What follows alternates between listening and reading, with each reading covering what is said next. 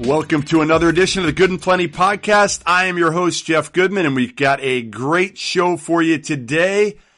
We've got Pat Connaughton of the Milwaukee Bucks joining us, and he'll talk a little bit about everything about his choice of playing two sports, Major League Baseball or the NBA. He'll talk about Giannis, the current series coming up against the Toronto Raptors, the pitch, his terrible first pitch a couple weeks ago.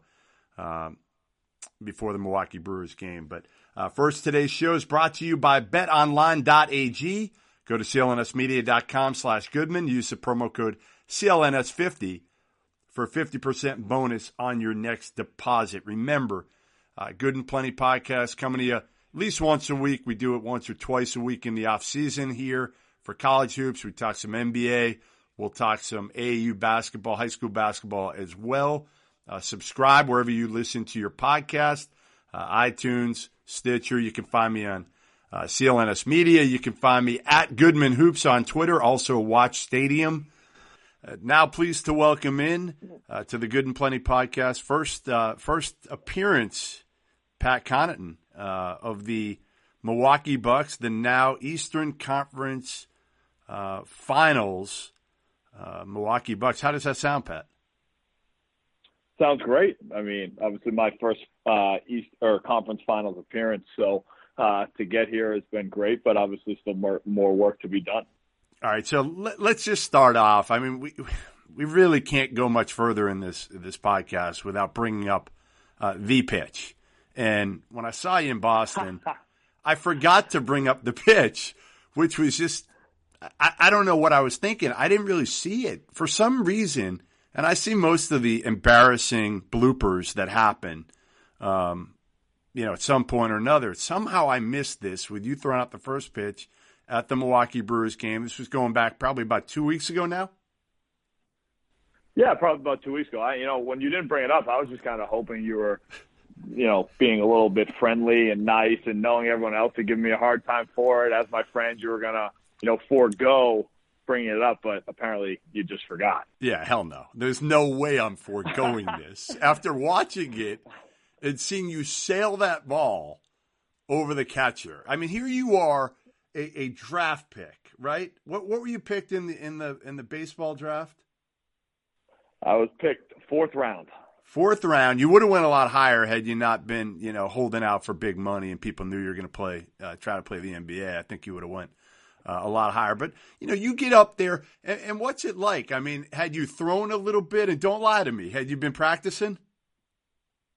The only practice I had was pregame. There's a little video of me. I was throwing a ball against the net right above the dugout. And, I'm not one for excuses. It was a bad pitch. Obviously, it sailed on me a little bit. I've had, a little bit of – I've been known to be a little wildly effective when I did pitch. So, quite frankly, I wasn't overly shocked that I would have hit a right-handed batter. I've done that plenty of times. But I was throwing it against the net at an incline, just throwing it in the air. So, probably not the best way to warm up for a first pitch when you don't want to sail it. How hard do you think that first pitch – like, if you had to guess, how hard did you throw that? It was coming in. It was probably coming in at least 80 miles an hour. I mean, and right when I let it go, the sailing, no doubt, was not one of my best moments. But when I let it go, I was more concerned for the girl behind the plate. Were you? Who was videoing. It went right by her. She didn't even flinch. I don't know if that's because she didn't see it, didn't have time to flinch because it was moving pretty quick, or was just looking at her phone. It was one of those three. So when you let it go, like that's the only thing you're thinking about at that point is pray to God like nothing happens. Yeah, absolutely. I mean, the second I let it go, best case scenario would be I'm on all these – I'm known for having one of the worst first pitches because of I'm being an MLB draft pick. That's great. Worst case scenario was I hurt a poor girl, and that was the last thing I wanted to be known for before the second round game of the Eastern playoffs. So how close were you when this whole thing happened? And I remember we had lunch and we talked a few times through this deal. But when you were drafted in both sports, it wasn't an easy decision for you in a sense that, again, you came in trying to make the team in Portland. You weren't sure. A lot of people thought your future would be thrown in the mid-'90s as a pitcher in baseball because you really hadn't ever devoted all your time to it. How difficult the decision was it to go with basketball over baseball?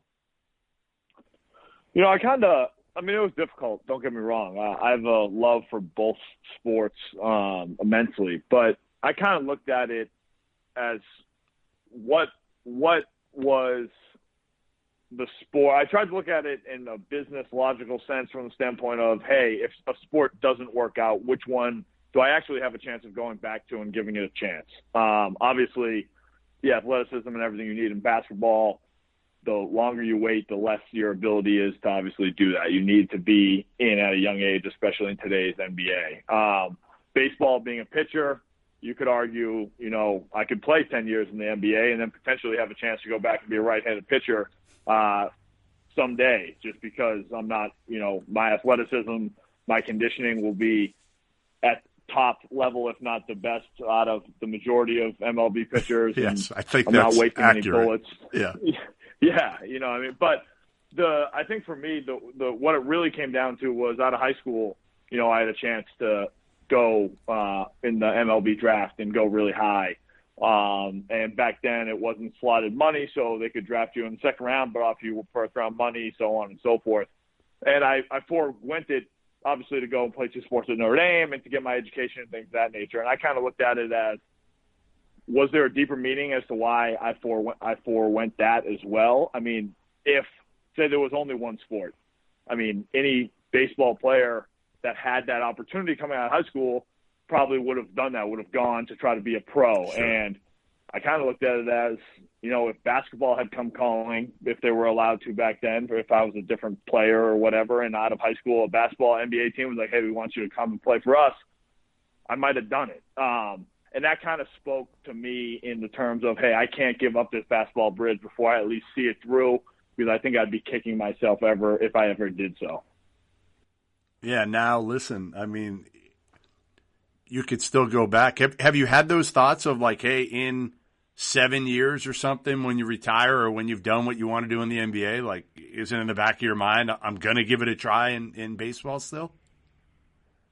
Well, I want to make sure, obviously, I get to that 7 more years in the NBA. I want to make sure I solidify myself in the NBA and continue to help the Milwaukee Bucks, help my team, and continue to get contracts and be an NBA player. But, yeah, hypothetically speaking, if all that does go to plan and I'm able to play basketball to the best of my ability for the next 5 to 7 years or even longer, I'd love to give it a shot afterwards. I think at that point it would kind of the script would kind of flip, if you will, and I'd kick myself if I didn't at least give it a try, no matter what age I am. Because think of all, I mean, for myself, of course, but I kind of look at it from a standpoint of, think about all the kids that would kill or dream of being a professional athlete, and I've had the opportunity to do it in 2 sports. I'd almost think I'd be doing them a disservice to not at least see that through and, you know, try for it and try to put an end to the whole, hey, you got to play one sport from 5 years old on if you want to be the best at that sport and have any chance to play in college and play in the pros. I mean, people have been telling me that since I was 9 years old, and if I were to be able to kind of on the both biggest stages accomplish that and play in both, 2 out of the 4 major professional sports leagues in the United States, I think that would be I'd be a pretty cool spokesman against the, singling out a sport from the start of a young age. And it's changed so much now. It's like, you know, you have to pick one or the other when you're younger. You can't play both anymore. You got to, you know, I just did a story. I don't know if you saw it the other day. I tweeted it out on this kid, Pat Spencer. And he's the best lacrosse player in the country. He plays at Loyola, Maryland, and he wants to be a grad transfer and play basketball next year. And nobody really knew about him. He played well his senior year in high school, and he had a late growth spurt. But nobody saw him because he committed early in lacrosse and had to pick one or the other in the summer, so he never played AAU basketball. He thinks he can play at the highest level. I talked to a bunch of other people who said, you know, he's probably a good mid-major combo guard, but you should see him play lacrosse. Like I watched him the other day. They were in the NCAA tournament. Some of his passes are absolutely insane, no-look passes. And, court vision, I think vision is vision when it comes to whether it's lacrosse, whether it comes to basketball, whether it comes to whatever sport. I feel like instincts and vision can really carry over. And I feel like, maybe he can be a really good nobody's seen him. So, colleges are calling me, and they're like, well, what level is he at? Should we look at him? And I'm like, bring him down for a tryout, because you can do that now in basketball, and see if he can play against your guys and see how good he is once they get knocked out of the NCAA tournament. That'd be awesome. That'd be really cool. I mean, I kind of agree with you. Our lacrosse coach at Notre Dame, who I get to know pretty well, used to always come to our basketball practices and watch the way Coach Bray did things. And reason being was not to recruit a basketball player to play lacrosse, but just because he thought there was some translation based off of the offense, the vision, how the pieces were moving. And, I could kind of see the similarities, once I took my time to watch lacrosse a little bit. So it'd be really cool if he was able to do that. I'm rooting for the kid. When did you know that, you're good in the NBA? When was that point? Because I know we talked about early on, maybe your rookie year, and you were like, hey, I don't know if I'm going to make it in the NBA. Obviously, I have the confidence that I can play here, but who knows? And I may end up playing baseball in a year, 2 years, 3 years, whatever it is when my contract's up. Are you at that point where you feel pretty solid about the fact that you're an NBA player now? Yeah, I'm definitely getting there. I think one of the things I don't think many people realize about success versus non-success in the NBA, I think people see it as those who are successful in the NBA are just that much more gifted than those who aren't, as far as athletically, physically, and things of that nature. I think obviously that plays a role, that helps, but I think a lot of, success in the NBA comes from your mindset, your mentality. And I think, you have to have the confidence in yourself, because at the end of the day, it's a really unique business model, if you will. I mean, you're obviously on a team competing to beat other teams, but within that team, you have guys competing to basically make their livelihood, to show why they should be getting the minutes. Not everybody on a roster can play. So it's a little bit of a different camaraderie than it is in college. In college, obviously 4 years and then someone's done. So no matter if the senior's the best player because he's 22 years old and the freshman's only 18, eventually that freshman will grow into his own, and then it'll be his team. And that's kind of the never-ending cycle. Whereas in the NBA, it's a little bit different. Guys are playing to obviously help their team, but at the end of the day, they're also playing because they're trying to make sure no matter what team that they play for throughout the course of their career, they're still playing in the NBA. So there's some more personal gain than there is in college, where you can make it all about the team. And I think that's kind of the difference as a guy that came out of college all about trying to, preach, hey, if the team does well, individual success will follow.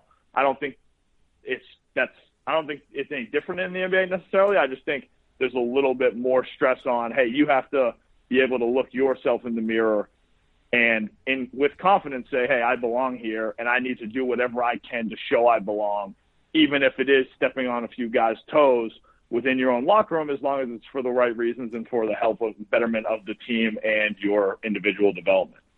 Yeah, I mean, you seem like you embrace your role, but I feel like the other part of that is you're confident enough, you think you I don't know if warrant more minutes, but you're comfortable with that too. Like I don't know how to explain you. You're a little bit unique in your outlook, in your mindset. You're mature. How do you get that? How do you just spoke about it, but how do you have that line within a locker room that, again, you embrace that role, but you want more, you think you deserve more, and you're going to try to get more?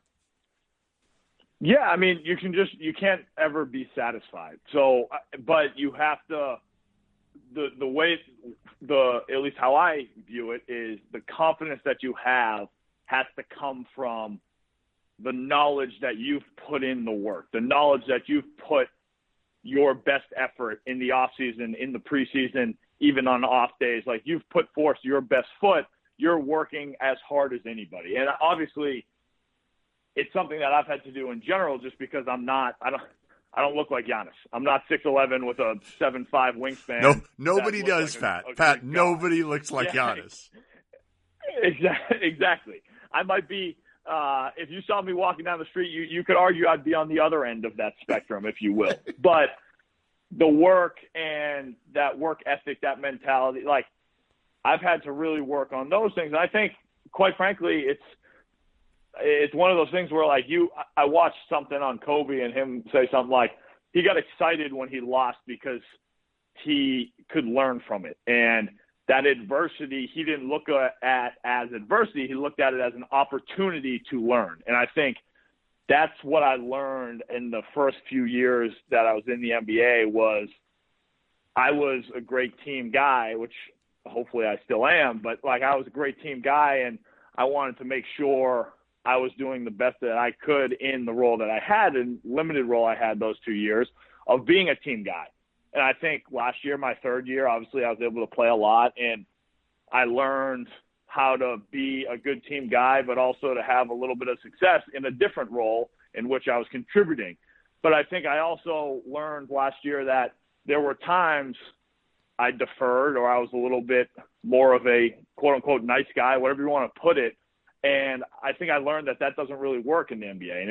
And I got obviously a wake-up call this summer when Portland didn't want me back. And I kind of looked at myself in the mirror and said, hey, I'm going to take this adversity as an opportunity, and I'm going to learn from the mistakes I made last year. And obviously my teammates last year were great. My coaches last year were great.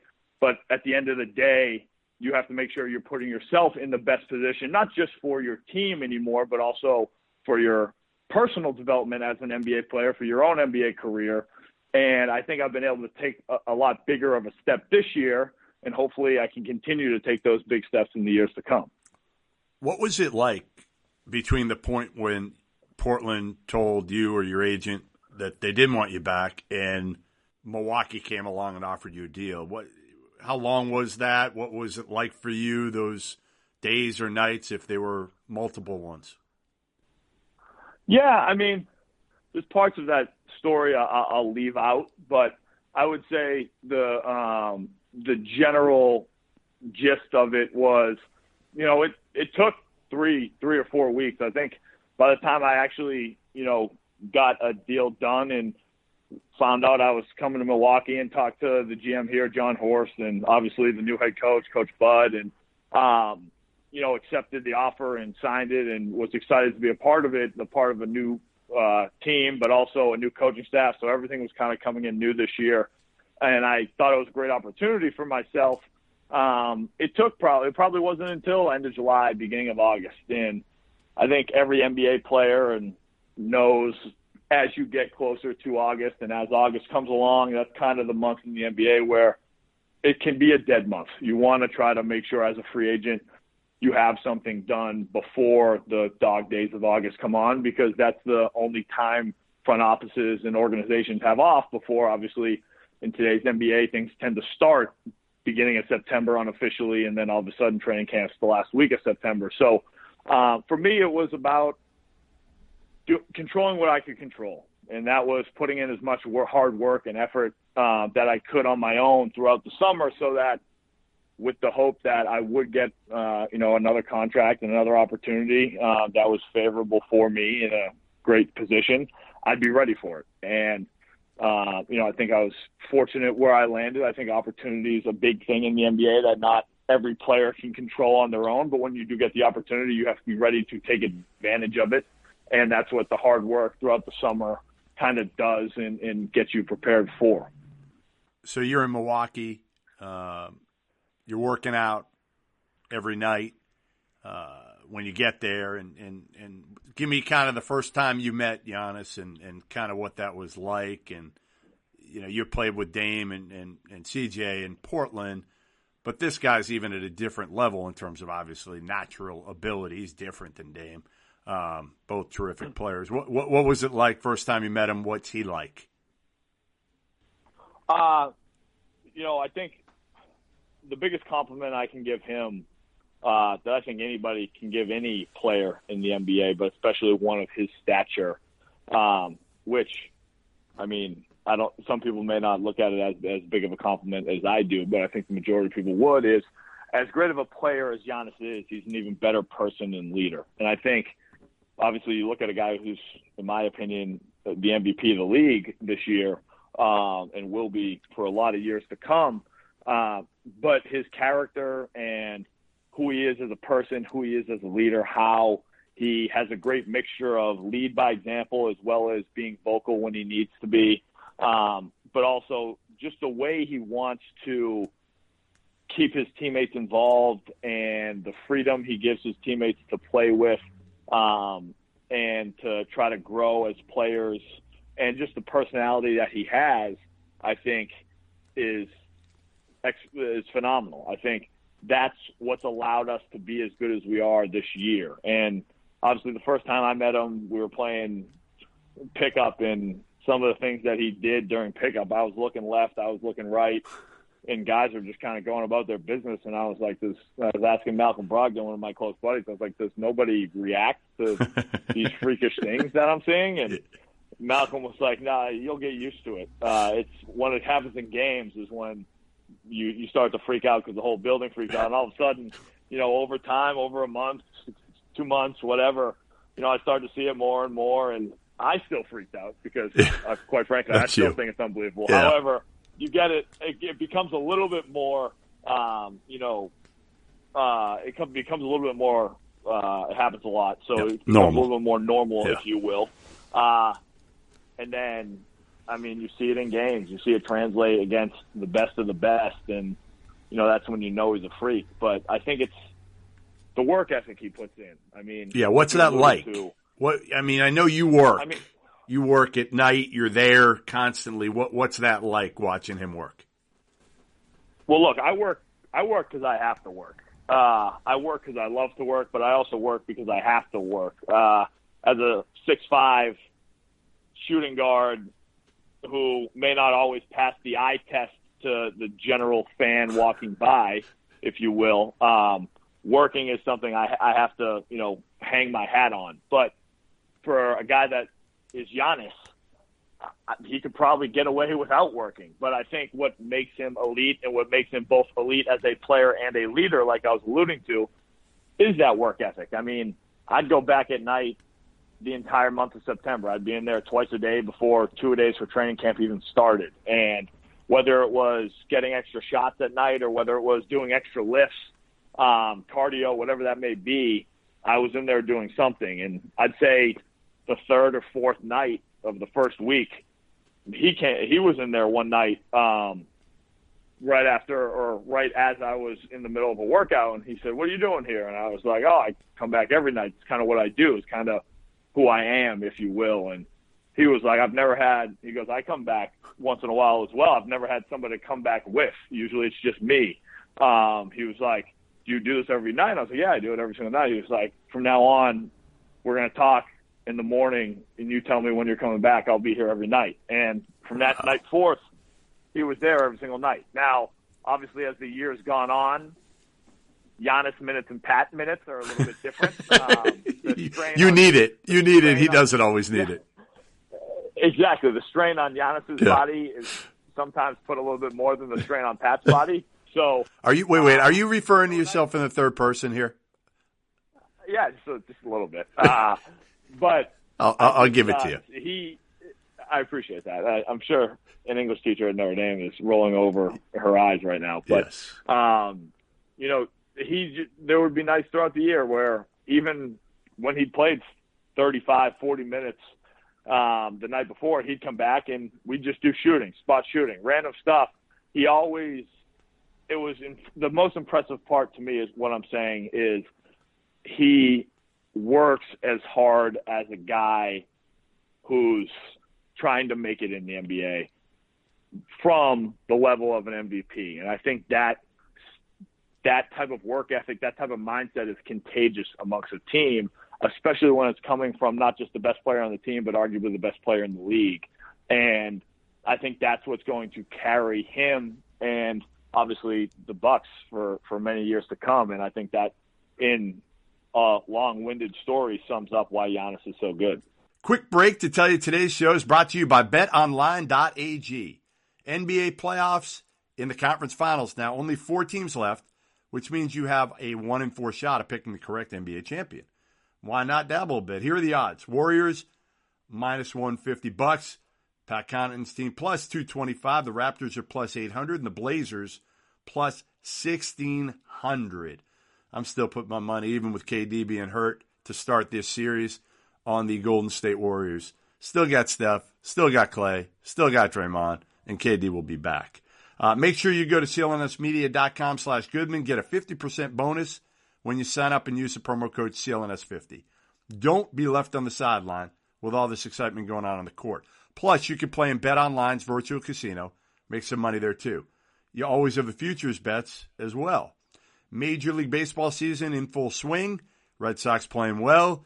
NFL futures already out. NHL playoffs as well with the Bruins.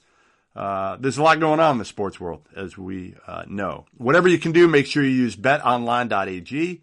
Use the promo code CLNS50 for a 50% bonus on your first deposit, or just go to clnsmedia.com/Goodman.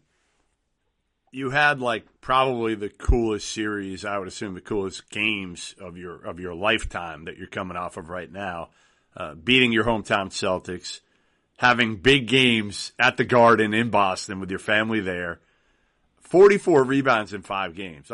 That's the part that just, I don't want to say shocked the hell out of me, because I know you can rebound as a guard, but still, you're a 6'5" guard out there with some really, really big boys, great players. You got 44 rebounds in 5 games in the series and beat your hometown team. How do you describe what you're coming off of? And I know it's in the past. We'll talk about it flipping forward here in the Toronto Raptors, but what was that like? It was awesome. I mean, I'm sure my father would say you couldn't get 50 rebounds, and he'd be right. I couldn't. I didn't do it that. I'm sorry. I'll try to do it next series. But, for me, and I kind of mentioned this to you when we were in Boston, at the time, I'm just playing another opponent. It's another hostile away arena. There's really no difference. Another team is standing in the way of my team trying to achieve another step in our goal for the season. With a few days, obviously, we've had a week until our next series. It's given me a little bit of time to look back on. Obviously, I think I'll look back on it even more at the end of the year. Hopefully, we still got a month left in the season. Obviously, we'll take it one game at a time. But to be a kid that kind of grew up 6 miles from the Garden and idolized guys like Paul Pierce and was a Celtics fan when they were terrible and was a Celtics fan when they were really good, if you would have told 6-year-old Pat he would have been doing that, I think he would have passed out and then got up and ran to the nearest gym, which would have been this place called Fidelity House, which couldn't hold more than 100 people in it. And I mean, including the teams playing and the players on the floor. And it would have been kind of a surreal thing. It was a dream. It would have been a dream come true, if you will. But I think to the same token, just as it was business as usual during last series, there's more business to be handled. And obviously it would be a lot sweeter to look back on that series if we're able to, accomplish our end of the season goal and make it to the finals and so on and so forth. What are you thinking when Bud calls your name, you're checking in Game 3 in Boston? Are you a little bit nervous? Are you what are you saying to yourself as you're walking onto the court? And don't bullshit me. Don't bullshit me here. I would never. Honestly, the biggest thing, I was fortunate, obviously, for it to be, my 4th year in the league, because the first time you get your name called, and as a kid who grew up going to those games, it's a little bit different. I remember it was my rookie year in Portland, the first game that I played in the Garden. I actually was fortunate enough to play in that game. We got blown out, and I got a few minutes at the end. I think I got like 3 minutes, and it was kind of wild to play meaningful minutes in a playoff game in the Boston Garden, knowing the way those fans are, knowing the history that's in that arena, and knowing, in Game 3, if the series is tied to 1-1, this is a game that is pivotal. I think that actually helped me. I think the fact that it was a 1-1 series, the fact that, the importance of that game was through the roof at that moment in time made it a lot easier for me to focus. With as competitive as a guy that I am, that's one thing that'll keep me grounded, motivated, away from any other distraction, away from the fact that I'm playing in front of 100 to 200 friends and family who are at the game. Not distracted by the fact that we're in the Boston Garden 6 miles from where I grew up. Not distracted by the fact that one of my best friends was sitting courtside, who I ended up giving a high five to after a block. Who was that, Pat? Who was that? One of my buddies, Luke Griffin, we grew up playing together. He's one of my best friends. We grew up playing Little League against each other. We grew up in the same friend group, same town, the whole nine. It just happened to take place right in front of him. He happened to stick his hand out. I happened to hit it. I didn't. If you watch the replay, I didn't flinch after I did it. It was more of it just kind of came in stride. It was a locked in moment, and I was focused on trying to do whatever I could to help my team win. All right, can I go back to your vertical at the combine? Sure, go ahead. What was it? 41. I'm still deceptively athletic. You gonna tell me I'm still deceptively athletic? I want to know if it was real. I want to know if you find a way to pay somebody off there to get that vertical. I know you're athletic, but are you 40? What was it? 43? 44, man. 44. 10 inches away from me already. 44-inch vertical. I'm saying you slipped somebody 100 at the combine. I mean, hey, I got a signing bonus from baseball the summer before. I had plenty of money to slip some guy a few hundred. There you go. To make sure that it was the highest one there. You're a businessman. I know you. I know you well enough. You are a businessman at your core. You got a deal in place with your dad here where you flip houses. So when I sell my house in Newburyport in about 3 or 4 years, once my daughter goes to college and we get the hell out of this crappy weather, it gets somewhere warm. I'm gonna have you. I'm gonna sell it to you and your dad, and you guys can try to flip it, make some money in Newburyport here, and sell it for I don't know how much we can make. But that's what you've done, right? You've done this with your dad since you were in South Bend. How did this happen? I just grew up around it. My dad was a general contractor when I was growing up, so I remember 7th, 8th, 9th grade. I had to work for him. And when I say I had to work for him, I wasn't doing any of the businessman stuff. I was doing the haul lumber in the dog days of summer. Sounds like fun. On different job sites, haul sheetrock upstairs, downstairs, fill up the dumpsters, all the fun stuff that, the shit 7th, work. 8th, 9th grade kid loves doing during his summer break. But it taught me hard work. It taught me a lot of things. And my dad made a deal with me after 9th grade when I told him, "Hey, Dad, I've gotten a lot of notoriety for baseball, and by 9th grade, by the end of my 9th grade year, I'm pretty sure I already had an offer from BC for baseball and a bunch of Division I schools."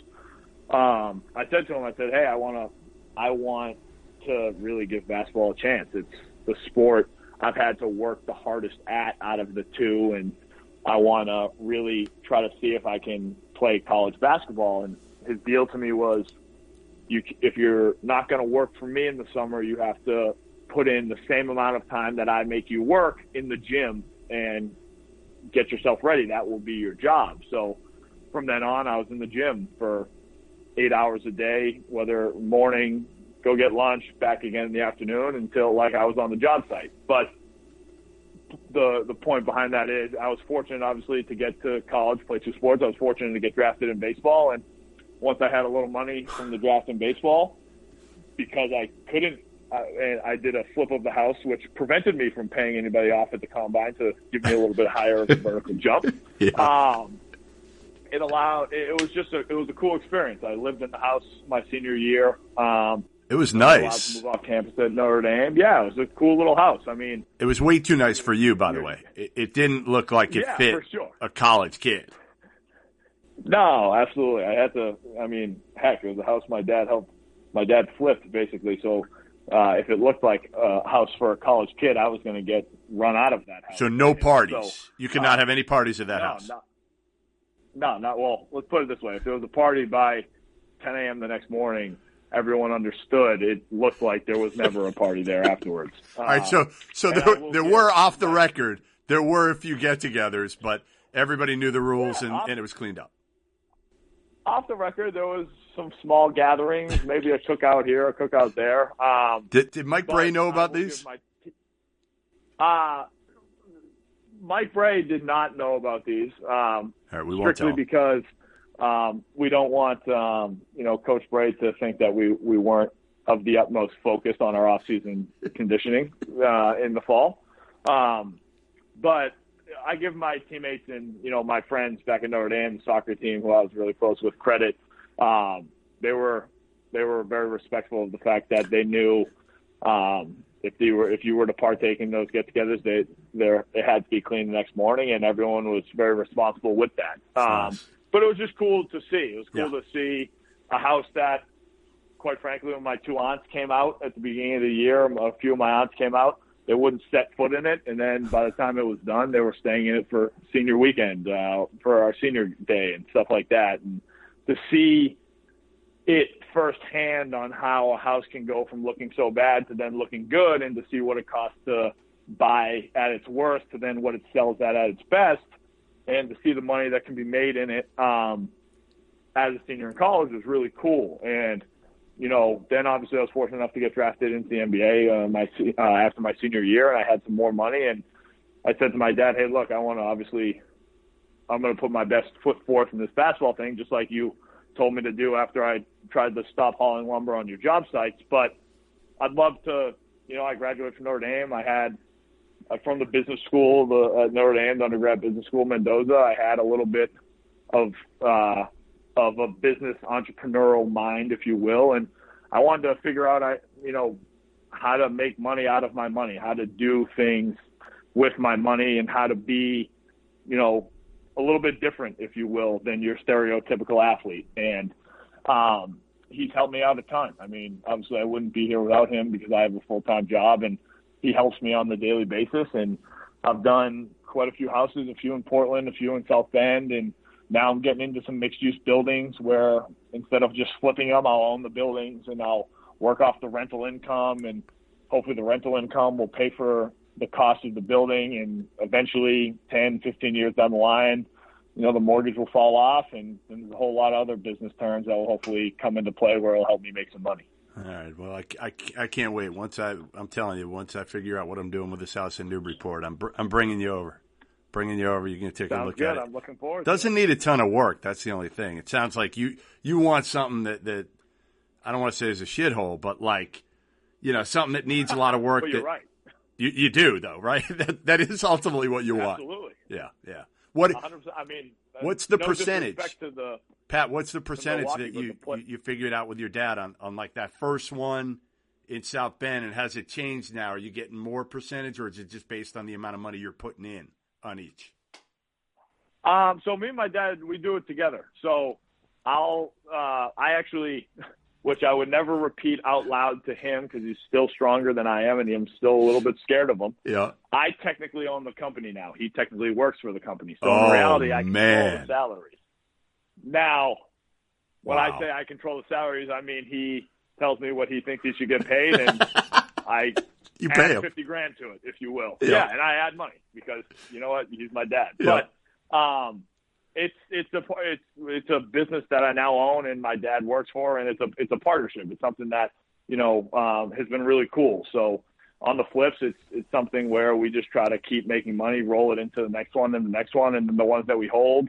I'll pay him because he'll GC the project, so obviously he deserves to get paid for that, and it'll be part of the cost of the job, and then hopefully the profit, will exceed that, and we'll be able to continue to make money. And it's grown quite frankly. I mean, we probably got 5 or 6 going at the moment in the process, or maybe 3 going now, 2 on the horizon. And it's gotten to a point now where, other guys within the NBA, other professional athletes, they want to get involved. They want to invest. They want to be part of it. And it's kind of cool to see how an actual business can take shape out of that. Now, obviously, as a player in the NBA, as part of the fraternity, you got to be smart about who you get involved and make sure that the people you're getting involved, they understand the risks of an investment and things of that nature. You want to, as a guy who's pretty big on relationships and networking and friendships, you don't want to ever burn bridges with people because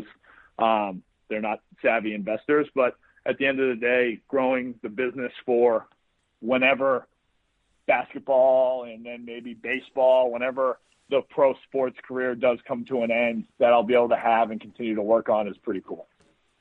Before I get to the Toronto series, I just want one, if you got a good one here, your best Mike Bray story.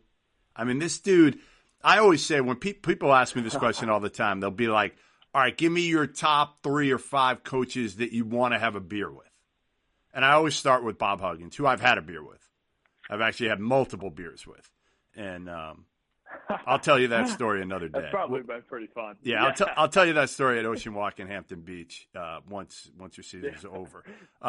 Give me your best Bray story, because he would definitely crack my list of top 3 or 5 guys, just because there's no bullshit with him. There's no pretense. He is who he is. And the part I love about him, Pat, is he will say it the way it is.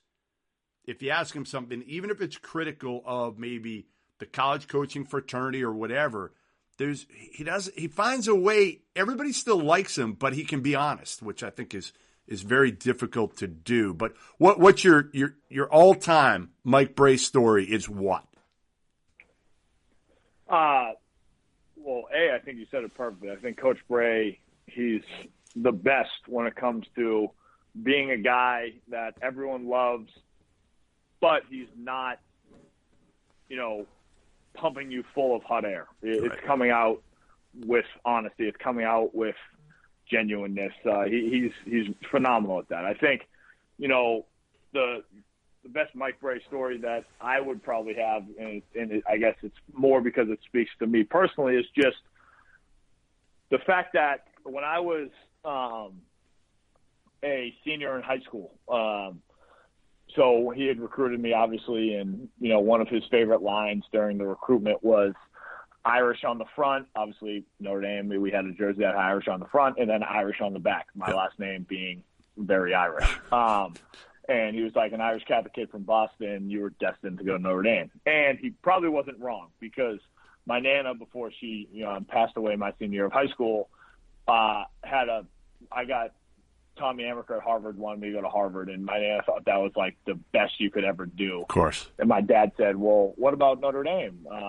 And her tune, she looked at it, her eyes got really big, and she's like, well, I didn't even think about that. She was like, now that one would probably be the only one. And Coach Bray obviously loved it. But back to the story. So I had committed to Notre Dame the fall of my senior year of high school. And after I committed, I had gone on an official visit, whatever. After I committed, Coach Bray came to town, came to Boston to see me and all that. And he just kind of showed up. Like, I knew he was coming in that day. I think we were going to have dinner at my house or something. So my family was going to come over, which is a story in and of itself. My aunts loved them. Everyone loved them. The whole family loved them. But he showed up early, and he just ended up at my high school, St. John's Prep. And he ended up, he gave me a call and or gave me a text that he was going to be in early. He was at my school already. He was seeing the athletic director. He was just introducing himself to everybody. And typical Mike Bray fashion. And I said, oh, Coach, I didn't even know you were coming. I actually have a free period. Next period is the last period of the day. He goes, all right, great. Like, I'll come meet you or whatever. So the story ends up being me, Coach Bray, and 5 of my best friends from St. John's Prep are sitting in the cafeteria. Well, we all got snacks, and I went into the cafeteria. He came in with us. We went into the middle of the cafeteria where you can get your food, and I knew the lunch ladies really well, and they were like, oh, who's this? And I was telling them, they're like, oh, my God, this is awesome. They gave us for sure, at that moment, I had a chocolate milk, maybe some chicken fingers, some normal high school lunch snacks, and we all 5 of us sat in the cafeteria. Coach was asking my buddies. It was the middle of football season, and my buddies, once I committed, wanted me to go back and play football. And Coach Bray is very honest, but all of a sudden my buddies still liked him after his answer of telling him why I wasn't going to play football and all that. As we were getting ready for, obviously after I committed. Yeah. It was just really cool. Like my buddies thought it was the coolest thing in the world. Like, that he would do that. They knew who Coach Bray was, yeah. and it was just like he was sitting there having a conversation as if you wouldn't even know he was who he was. You would have just thought he was one of our high school coaches or one of the guys. He was just sitting there chilling with him, and after he had left, he was like, "All right, I'll catch you tonight for dinner. I'm gonna go back to the AD and then head off." He walked out the door, and my buddies were like, "That was the coolest experience I've ever had." Like, we just sat with Coach Bray for 35 minutes.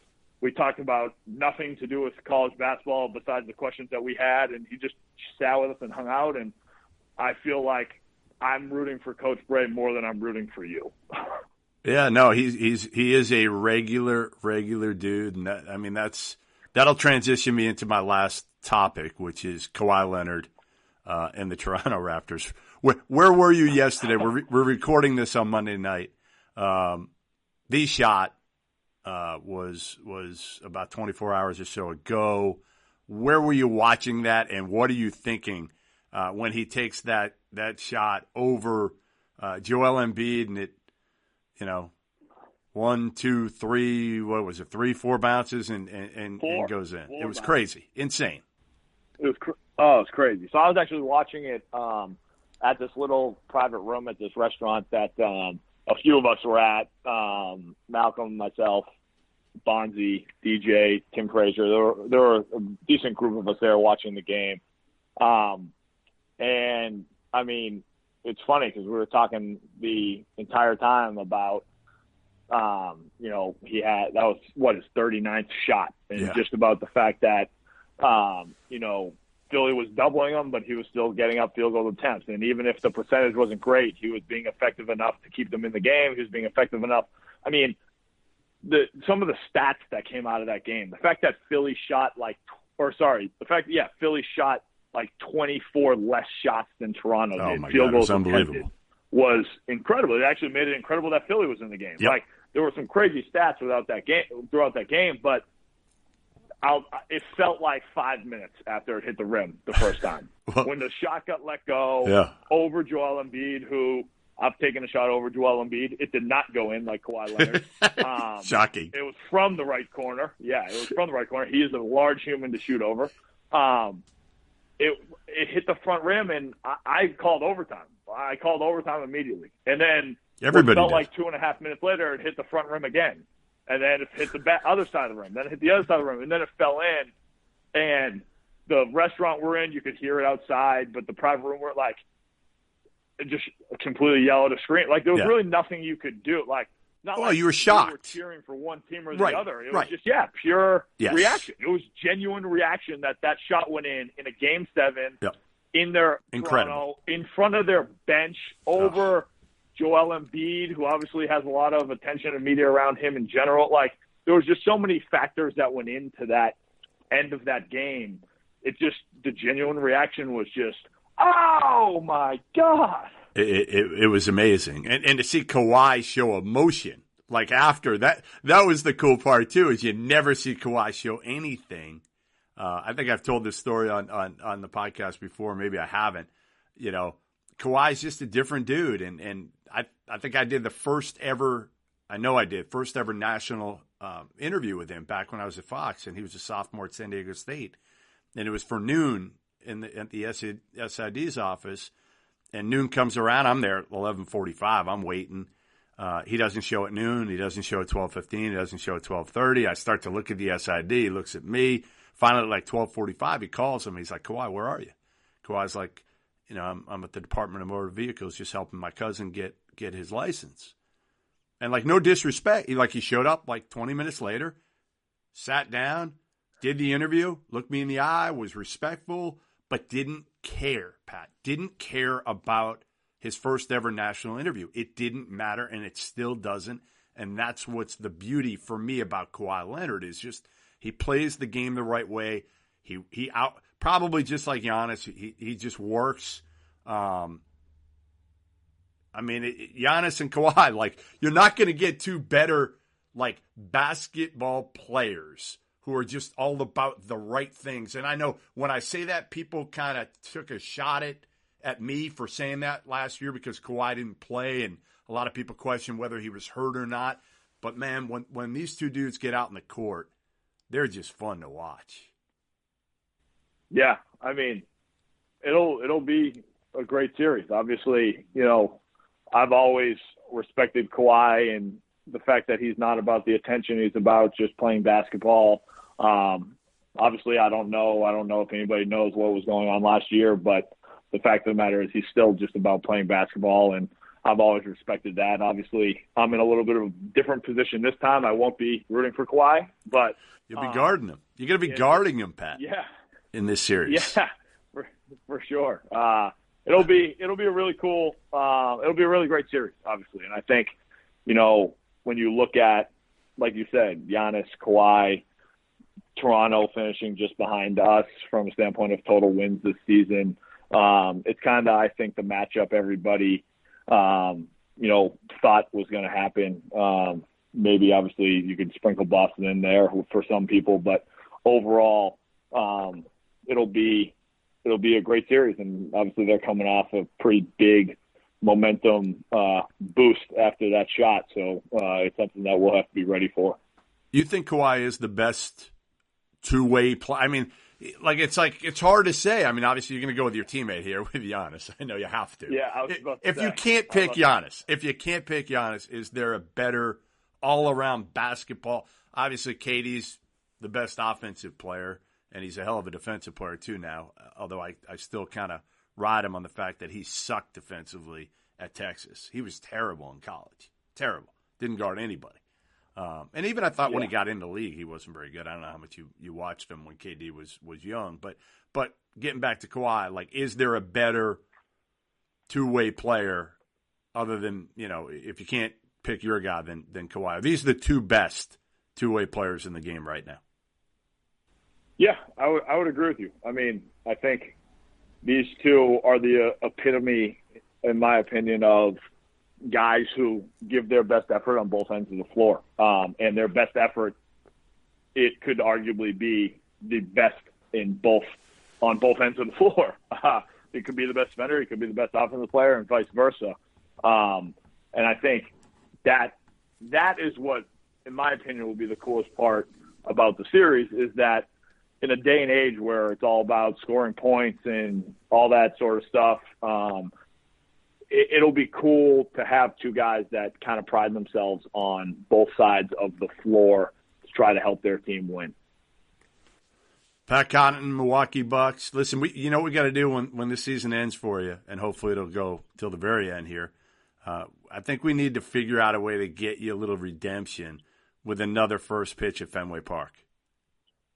Yeah, that would be awesome. Right, you need it. Definitely a redemption, and I need it 100%. A redemption tour. Yeah, I think the only thing is, with that being said, I don't know how many people in Boston are going to like me after this past series. Listen, they respect you. They may not like you. They respect you. At least you got your buddy there. You got your buddy on the, and your dad will. Your dad will protect you. That's true. We'll have him escort you off. My family's back there, off the mound and out of Fenway Park. Listen, I appreciate you jumping on. Really do. Good luck this series. Enjoy it, and get 44 more rebounds, and you'll be just fine. Sounds good. But if the more games we play, I got to go for more rebounds. That's right? true. All right, so you got to average. Am I saying you got to average like 8.7 rebounds a game? Yeah, I mean we'll shoot for 10, and we'll see how we go from there. See what you can do. Thanks, my man. We'll talk soon. Appreciate it. All right. Yeah, absolutely. Later. Hello, I'm Dan Lothian, host of the Behind the Media podcast on the CLNS Media Network. Along with Jimmy Young, we dive into the biggest media headlines each week with honest, informed, and sometimes irreverent perspectives. It's not all serious. We deliver information and entertainment. As we like to say on Behind the Media, we find the interesting in media so you don't have to go searching for it. Listen to our podcast and get prepped for the next trip to the water cooler. Subscribe to Behind the Media wherever you get your podcast, or find us on www.clnsmedia.com.